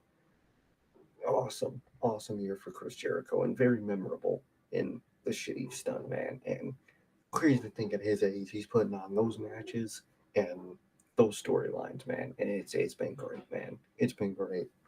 And my runner up is Sami Zayn, man. If you would have asked me earlier this year what I think Sami Zayn would be resurgence of the year, I'd laugh in your face, bro. Bro was horrible at the beginning of the year, man. With that fucking what was his nickname? The Great Liberator in Dude, his feud with Johnny garbage. Knoxville. He did. Oh my god, he did. Dude was the embarrassment of that show, man. And cut to end of the year, man. He's the best part about fucking WWE currently, man. He's hilarious. He brought the bloodline to be a good group, man. Crazy to think, but fucking awesome, man. Definitely deserves that runner-up spot, but my winner had to be Jericho.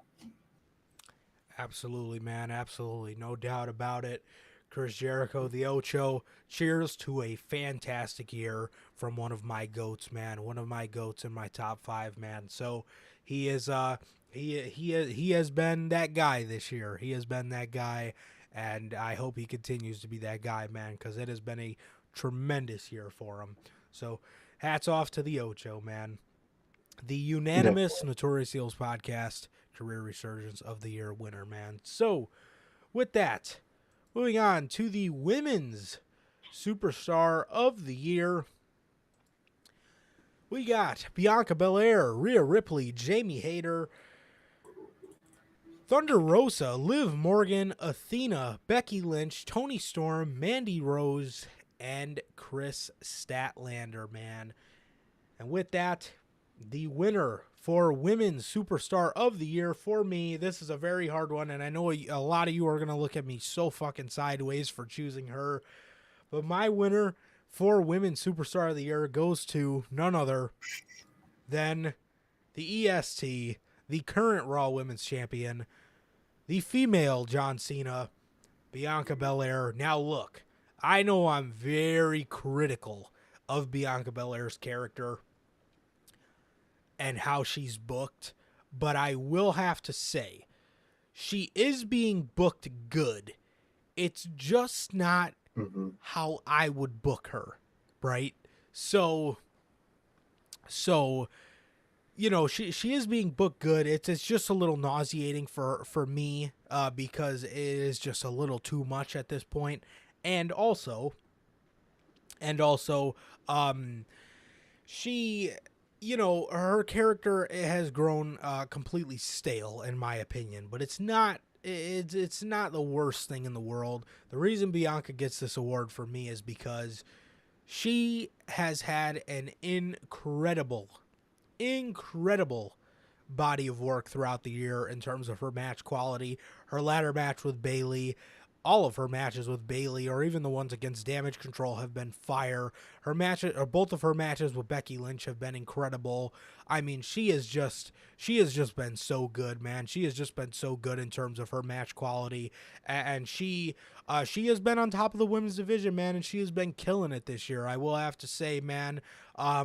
Regardless on how I feel about her Super Cena booking, or regardless on how I feel about her character running a little stale in terms of match quality. Out of all the women in wrestling, she has killed it every time, and she's been great and stepped up to the plate in terms of her match quality, man. So for that, I have to give her my Women's Superstar of the Year. And for the runner-up, I have to give it to none other than Dominic's mommy, Rhea Ripley, man. She's about to go bail him out of jail because he's not going to survive in there. But look, man, on a real note, Rhea Ripley has been such an intricate part of the Judgment Day, and she has been fucking great. She was up for Career Resurgence of the Year. She was a nominee, and my God, she last year was so stale. She had one of the worst Raw Women's Championship runs ever. And to go from that to this year, where a lot of people want to see her win the Royal Rumble and dethrone Bianca Belair, that is something pretty damn cool, man. Rhea Ripley has done so good for herself, and I am very happy with her her body of work throughout the year, man. Her character work has grown significantly. Her in-ring work has always been great. Rhea Ripley's fantastic, man. She has been fantastic, and she gets my Women's Superstar of the Year runner-up, man. Definitely, man. She is my women's superstar of the year, man. I would have gave it to Bianca, man, but that booking was just too fucking bad, man. Just too bad. But Rhea Ripley, man, she was cool. She was one of the only cool women for a majority of the year, man. Cool matches, man. But just being an interesting person, man, and really being one of the best parts about the Judgment Day, man. And this Dominic stuff is just hilarious, man. But wasn't a great year for women's wrestling, man. But she was one of the standouts, man. She had a great year, and I really hope that she can be on the list again next year, man. And I hope she gets a good win at WrestleMania next year, man. But she's my winner, man. My runner-up. It went to Jamie Hayter, man. I mean, all this year, everyone was saying Jamie Hayter is going to be a future star. Can't wait for her to break out. This, that. And it happened. I didn't think it would have. It happened, man. She broke out. She won the women's world title. And it was just fucking awesome, man. In a great match, in a shockingly great match, and in a shocking moment. So, definitely my runner up. But my winner went to Rhea Ripley, man. No question about that, man. It really goes to show how kind of a bad year we had for women's wrestling, man. Please tell me you guys saw Yeah, the I new did. Dominic shirt. I did. It is hilarious. It is hilarious, man. It was a very bad year for women's wrestling, man. I mean, Bianca Belair won my Women's Superstar of the Year. However, she was also a nominee for Failed Run of the Year in terms of her character work and her booking, how it just completely fell flat. But, man, I hope to see the women thrive next year. And, yeah, man. So props to Bianca Belair, Rhea Ripley, and Jamie Hayter, who all took home awards or runner-up awards from us, man. So moving on, man, we got the tag teams of the year.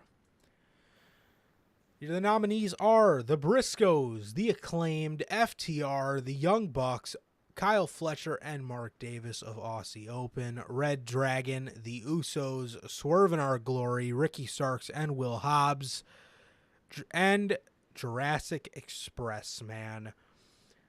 Man, interesting year. Interesting year for the tag teams, man.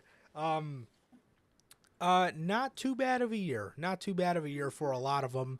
A lot of those teams had very, very solid years, man. A lot of those teams had very solid years. And with that, my winner for tag team of the year goes to none other than Dax Harwood and Cash Wheeler of FTR, man. These guys had a tremendous body of work throughout the years. The matches with the Briscoes were absolutely fantastic. These guys were on a failed run of the year last year with the Pinnacle. It wasn't FTR, but it was the Pinnacle. We all know who was lumped into that category, that group. It was against they were on failed run of the year last year, man, and they were also another nominee for a career resurgence, man, because last year they sucked. And this year, man, they came out swinging. They had great matches all year round, whether it was Dax versus Cash, whether it was Dax versus anybody on the roster, or whether it was FTR in a tag team situation. These guys really bounced back from what I perceived to be a bad year last year, and they really had a killer year this year, man. And they really got to sink their teeth into the FTR that we all know they should have been from the jump in AEW, man, and they've been great, man, so hats off to them. And my runner-up goes to none other than Platinum Max and Anthony Bowens of the Acclaimed. What a breakout year for them. What an awesome year for them. Match of the year winners for me. Actually, unanimous match of the year winners for the Notorious Heels podcast. Both of them, man. Both of us, gave the Acclaimed the match of the year. These guys had a tremendous year. They had a breakout year. In every which way, these guys were critically acclaimed, man. Fantastic year for them, man. Mm-hmm. And my winner had to go to the Acclaimed, man. I mean, they're the fucking Acclaimed, bro. They had the breakout year. They were the most interesting tag team for a good chunk of the year, man. Awesome year for those two, man. I mean, it was awesome, man. They were the biggest part about AEW for at least a couple weeks straight, man. And you love to see that shit, man. Put on great matches, man. They won the world titles. Although in the moment they should have, they didn't end up winning them, man. And it was awesome, man. Last year, me and you kept wanting to think that these two would win it this year. I didn't think they would. I didn't And think they would did, either. man. In awesome fashion, man. So definitely my tag team of the year and my runner-up, man. The Young Bucks, man. They're the standard for a great tag team. I didn't put FTR because I don't know, man. A lot of stuff they did didn't really matter to me. It just didn't, man. I don't know. They used to be my favorite, man, a couple years ago, but I don't know, man. I ain't been feeling it with them, man. But the Young Bucks, definitely my runner-up. I mean, the fucking Young Bucks, man. But claimed had to be my winner. The Young Bucks are the standard, and I feel the Young Bucks had one of those years again where not a lot of people get to appreciating them. I feel like they had another one of those years for sure. But hey, man. So those are our winners for the tag team of the year. Those are the winners for tag team of the year, man. FTR and the Acclaimed as a runner-up for me, and the Acclaimed for Sir K, and the runner-up for him is the Young Bucks, man. So definitely great choices, man. I get where you're coming from. I get where you're coming from with FTR because you can look at it. You can look at it as one thing. You can look at it as one thing, man, and that's great matches. But if you don't care about a lot of the stuff they're doing, nobody can blame you for that. And hey, man, this is our fucking award show. So exactly. So yeah, man, totally understand that, man. So with that, we're moving on to Faction of the Year. Faction of the Year, honorable mentions. Imperium, the D'Angelo family, Tony D'Angelo, Stacks, and Two Dimes. and the Brawling Bruise Man, Sheamus, Ridge the Fridge, and Butch. Mhm. So with that, those are your honorable mentions for Faction of the Year. And for the actual list, man, you have Finn Balor, Dominic Mysterio, Rhea Ripley, and Damian Priest of the Judgment Day. Daddy Magic, Matt Menard, Chris Jericho, Jake Hager, Daniel Garcia, and Cool Hand Angelo Parker of the Jericho Appreciation Society. William Regal, John Moxley, Claudio Castagnoli, Bryan Danielson, and Wheeler Yuta of the Blackpool Combat Club. Paul Heyman, Sami Zayn, Jimmy and Jay of the Usos, Roman Reigns, and Solo Sikoa of the Bloodline. Brody King, Malachi Black, Buddy Matthews, and Julia Hart of the House of Black. Pac, Ray Phoenix, and Penta El Zero Miedo of Death Triangle. Matt and Nick, the Young Bucks, and Kenny Omega of the Elite. Elektra Lopez, Joaquin Wilde, Cruz del Toro, and Santos Escobar of Legado del Fantasma. Aussie Open, Will Ospreay, Jeff Cobb, and Great O'Khan of United Empire, and Adam Cole, Kyle O'Reilly, Bobby Fish, and Matt and Nick Jackson of the Undisputed Elite. These are your nominees for Faction of the Year. And with that, my winner for Faction of the Year goes to the Blackpool Combat Club, man. The Blackpool Combat Club gets my winner for Faction of the Year. Now, I know a lot of you guys are saying the Bloodline. For me, I could not stand the Bloodline until after Triple H took over and they really turned the story up with Sami Zayn. Sami Zayn and Solo Sikoa.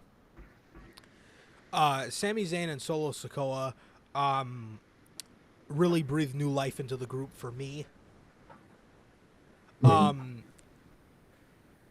Otherwise, I genuinely couldn't stand the group. They grew so stale. They had all the belts. I could not stand them. However, the end of the year stuff gives them the runner-up because that shit is just goated. We all know about it.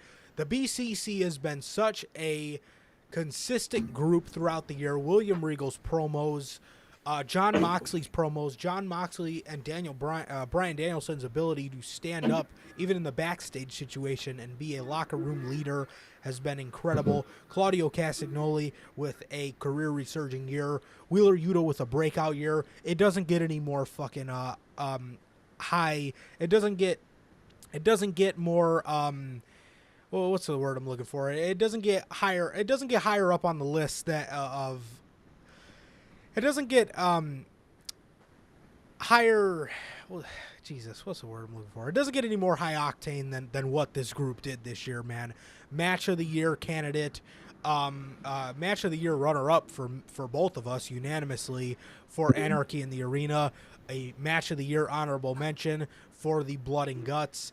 I mean, this group wreaked havoc this year, man. They had a tremendous year.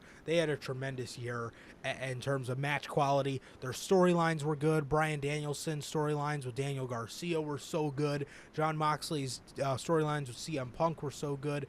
John Moxley and MJF, William Regal and MJF, Claudio and Chris Jericho, Wheeler Yuta and Daniel Garcia. Across the fucking board, this group did it for me. This group, throughout the whole year, from the moment the group was created to the end of the year, has just put it down, and they've done their thing, man. And for that, they get Faction of the Year for me. Tremendous year across the board for the Blackpool Combat Club. And again, my runner-up goes to the Bloodline, the Usos, Roman Reigns, Sami Zayn, Solo Sikoa, Paul Heyman, man. They did some great work this year in the later half of it. And yeah, man, yes, definitely, man, definitely. So I got to give it to the Bloodline. Great work for the Bloodline, man. Tremendous work. Definitely, man, definitely. And we have the same winner and runner-up, man. The BCC, man. The Bloodline, man, they've been good the last, 3 months of the year, but the rest of the year was so abysmal. I can't. It goes to show how good they've been the last couple months that they are the runner-up, but they cannot win it for me just solely because of that half of the year. And the winner, the Blackpool Combat Club, man. They're fucking cool. Um, all the members are great. Logo, iconic, bruh. One of my favorites. I got all the merch. Merchandise is awesome. The presentation is awesome. They got it all, man. In terms of everything a faction I want, they are it, man. And like Logan said, they do individual stuff, but that's what I like. How it's not all just we have to do this faction versus this faction 24/7. They could do their own thing, which Definitely. is nice, man. They're definitely my winner, man. And Bloodline, dude, is that fucking half of the year or my runner up? Absolutely, no question about it, man. But yes, the BCC, I like how they were able to venture off and you know, because the goal is not being the best group. The goal is to be the best professional wrestlers. And if you guys are all the Mm-hmm. best professional wrestlers, you guys will unanimously be the Do your best own group. shit. I mean, if you see this image above my head, where right here, if you see this image, they're draped in gold, man. John Moxley's got 2 world championships. Claudio's got a world title. Wheeler's got a ROH Pure title. I mean, that is what the group set out to do from the moment they were created, and they did just that, and they fucking killed it this year, man. Across the board, the BCC had their fingerprints on a lot of AEW's great work throughout the year, and for that, they get the runner-up. They get the faction of the year for me and Sir K unanimously across the board, and the Bloodline get, you know, like Sir K said, for the last half, for the Triple H takeover part of it. They, for the last half of the year, they get runner-up, and that's pretty good, man. That's pretty good. They managed to get runner-up. But moving on to the men's Superstar of the Year, the final category for this award show, the Men's Superstar of the Year. The honorable mentions go to Dax Harwood, Wheeler Yuta, and Will Ospreay. All these guys, man. Dax had a tremendous year in terms of singles, man. Wheeler breakout, and Will Ospreay's Will Ospreay, man. So moving on to our Cool. actual Men's Superstar of the Year list. Seth Rollins, Cody Rhodes, MJF, Roman Reigns, Hangman Adam Page, Sami Zayn, Chris Jericho, Jon Moxley, CM Punk, and Bryan Danielson. Hell yeah. All right, man. And with that, my Men's Superstar of the Year goes to none other than Jon Moxley. Jon Moxley is Men's Superstar of the Year for me. Dude, this man shouldered this company on his back, well, on his shoulders. He shouldered the company. He put the company on his back for majority of the year, man. As soon as Punk went down in June, dude, it has been insane what Jon Moxley has done with this company, bro. He went from honestly, Jon Moxley was supposed to just probably have a chill year and mainly focus on the Blackpool Combat Club stuff, do some cool faction stuff, kind of like he's doing now. And a wrench got thrown into it, man. Punk got hurt. Yep. Punk got hurt, man. Jon Moxley stepped up, became the interim AEW World Champion. He went on to have a pretty decent feud with Chris Jericho through the summer. Then he went on to have a pretty decent, kind of short feud with CM Punk. There was that one booking hiccup in there, and Jon Moxley was, and that's another thing, man. He was there every single week, man. He was there every single week, and he killed it. He had a pretty good feud with Chris Jericho. Like I said, good feud with CM Punk minus that one booking hiccup, that minute match. Great match at All Out. Great match at Forbidden Door. Great match at Revolution before he was even champion. Mans was supposed to go on vacation, had to say fuck his vacation because of stuff that was going on in the backstage area of AEW, man. He stepped up as a leader for the company along with Danielson and Jericho. And he had such a tremendous year. John Moxley stepped up. He put MJF over. Now he's working on doing some faction stuff with Claudio and Wheeler Yuta, so that I can absolutely love to see, and I'm excited to see it, man. But John Moxley, through and through, was the company's ace. He was AEW's ace for the year of 2022, and for that, John Moxley gets my men's superstar of the year. And for the runner-up, I have to give this to Seth freaking Rollins, man. Seth Rollins, bro. Dude, this, I always say, when you can make yourself look great, you're very good. But when you can make other people look good, you're great. And Seth Rollins managed to do that and keep a level of legitimacy in Vince McMahon's regime in WWE, and it was insane to see. He managed to keep his credibility and to not be buried through what it seemed like Vince McMahon almost kind of giving up on him. Exactly. And kind of just using him as what we would call him, Gatekeeper Seth. He became Gatekeeper Seth, man, but he still managed to make everybody else look good. He managed to put so many people over, and he never lost an ounce of credibility because of how good he is.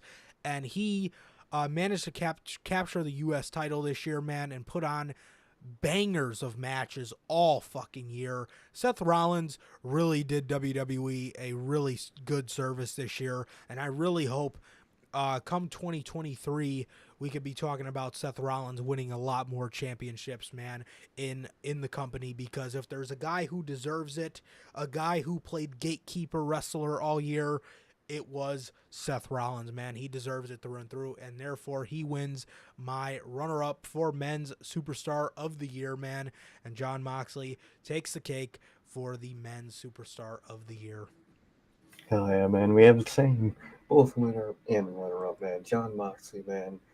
He put the company on his back. I think he said he had, what, a 30-minute vacation until it was decided that he's going to fucking take the title. Man, put the company on his back. Well, whether it was the Blackpool Combat Club stuff or the solo title stuff, man was on top the whole year, man. Through and through, put this company on his back, backstage, on screen.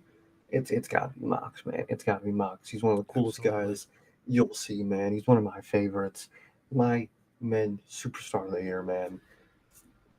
Cool. He's part of my faction of the year. Everything, man. Everything around Moxley is gold. And he had the gold. And there's a reason. He's what, 3-time champ? I think. Yeah. 3-time champ, bruh. 3-time fucking champ. He deserves it, man. He's 3 times champ for a reason. He had that type of year, man.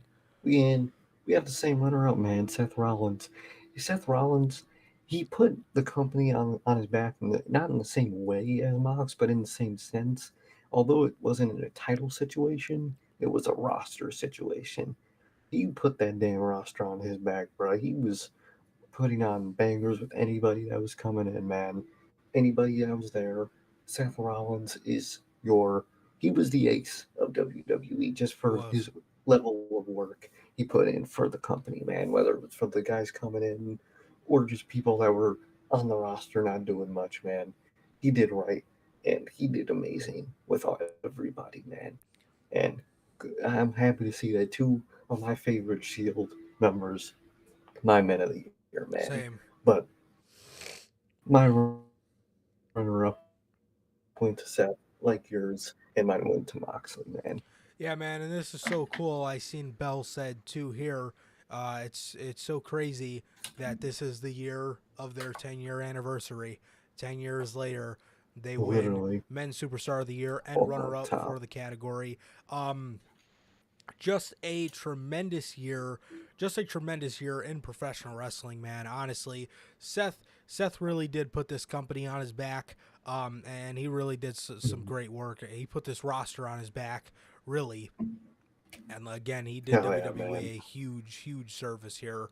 And I can hope that they can repay him for that, man. But yes, so these are all your winners for the 2022 year-end award show, man. What an awesome show. We always knock it out of the park with this. I hope you guys enjoyed the show.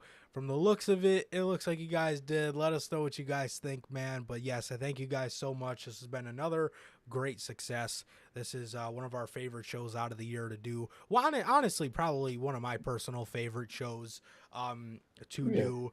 I love doing the year-end award. I love making all the collages and the pictures for it, man. It's genuinely a great time. Genuinely a great time, man. And I'm glad to hear that you guys liked the awards show, man. And thank you guys for chiming in and letting us know your winners too, because your opinion matters as well, man. And yes, I love hearing your guys' winners as well, man. So yes, but that was the year of wrestling, man. Such a great year, and I hope and I think we're in store for some bigger things in 2023 if Triple H manages to keep hold of the company all year. Triple H really saved WWE for the year-end awards, because if he wasn't, it probably would have been a lot of the same as last year. A lot of AEW winners. Exactly. I mean, this year, don't get me wrong, you get a lot of AEW winners, but there's also a lot of WWE winners as well, man. Yeah. And with that, man, that is going to do it for this edition, the 2022 edition of the Year-End Award. So we will see you guys on the other side in 2023 for the Year-End Awards. Next year, man, it's going to be awesome, and I'm so excited to see what we have in store for these winners for next year, man. It's going to be interesting. But we will definitely recap the year of the Notorious Heels podcast on Friday with the New Year's edition of the news, man. But thank you guys so much. Thank you guys so very much for hanging out with us. And thank you guys for sticking with us through the long preview on Monday. But we had a nice little shorter, enjoyable episode here today for you guys, man. So with that, that is going to do it for this edition of the Notorious Heels podcast, man. That is going to do it for another great edition, another successful edition of the 2022 Year-End Awards. And it has been always a pleasure for my Johnny Mayhem. And Sir K. And that is going to do it for this edition of the 2022 Year-End Awards. Let us know if you guys like us coming on the Wednesdays, man. It has been pretty cool, actually. And with that, please like, comment, and subscribe, and we will see you guys on Friday with the New Year's edition of the news. Peace.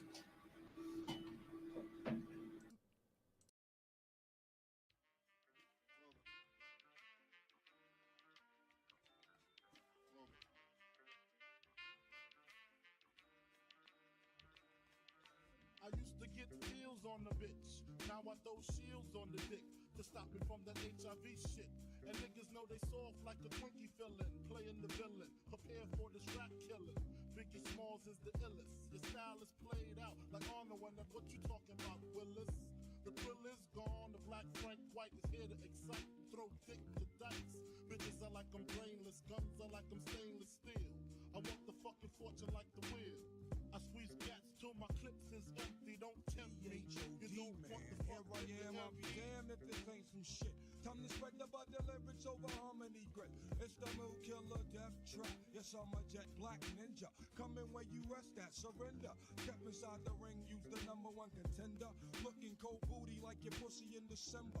Nigga, stop bitching. Button up your lippin'. From method, all you gettin' is the can of ass whipping. Hey, I be kicking. You son, you doing all the yapping. Acting as if it can't happen. Your frontin' got me mad enough to touch something. You want from Shallon, Allen, and ain't afraid to bust something. So what you want, nigga? You want, nigga? I got a 6-shooter and a horse named Trigger. It's real, 94, rugged raw, kicking on your goddamn doors. Something like this.